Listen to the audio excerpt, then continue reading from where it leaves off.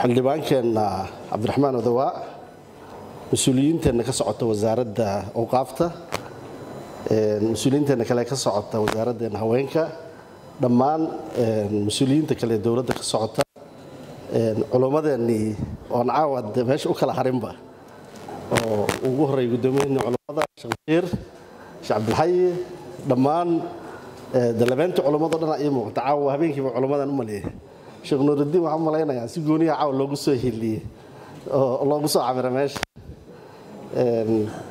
runtii sharaf iyo qiimo ii tahay caawa ama u tahay bangiga IBS inuu barnaamij salkiisu yahay cibaado uu qayb ka noqdo saad ogtiin ba IBS mar walba wuxuu taagnaa ama u shaqeynayay bulshada Soomaaliyeed waxaad u barateen inaan maalgelino barnaamijyada asaas ku ah ummadda Soomaaliyeed haday noqon lahayd kuwa ka shaqeynaya food security ama beeraha xoolaha kalluunka barnaamijyada ka shaqeynaya maxaa la yiraahdaa energy-ga barnaamijyadii ka shaqeynaya oo muddo dheer ka soo wada shaqeynay Cabdiraxmaan Odawa waxbarashada iyo tacliinta ummadda wax loo bari lahaa maanta waxay joogtaa inaan bal adduunka lagu mashquulin bal asadka saxda ama maalgelinta saxda ee ahmideena aakhiro bal inaan qayb ka noqon ayada laftirkeeda waxaan rabaa inaan wax yar waadixiyo oo clear ka dhigo bangiga IBS sidiisaba culture-kiisa maxaa la yiraahdaa soo qaabku dadku ugu shaqeynayo ama la shaqeynayo shirkadaha Soomaaliyeed waa qaab oo shirkadaha qayb ka ahayn taas dhaqan noo ah waxaan markaa rabaa inaan idin cadeeyo shirkadeenan Al-Nuurayn oo bogaadinaya caawa ee barnaamijka quruxda badan oo garab istaag ugu muujinayno inaan horta ogaato inaan qayb ka ahayn oo aan ku lahayn even 1% share aan ku lahayn shirkad Nuuruddin iyo asxaabtiisa wadaan ay tahay laakiin maadaama barnaamij aad u qayb badan ay wadaan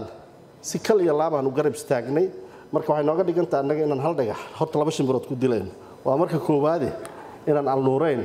garab istaag rasmi u muujino Soomaaliya waxa tiraahdo buur noqo ama buur ku tiirsanaa Al-Nuurayn waxay dhabarka ku tiirsan tahay maanta bangiga IBS oo adeegyadeeda dhan ku dacminaya dhinaca financial dhinaca kale waa iyadoo dadkii wax ka gaabtay ama cibaadadu ka gaabatay ama jeeb ku yaraaday aan xarag dheerays u sameeyeen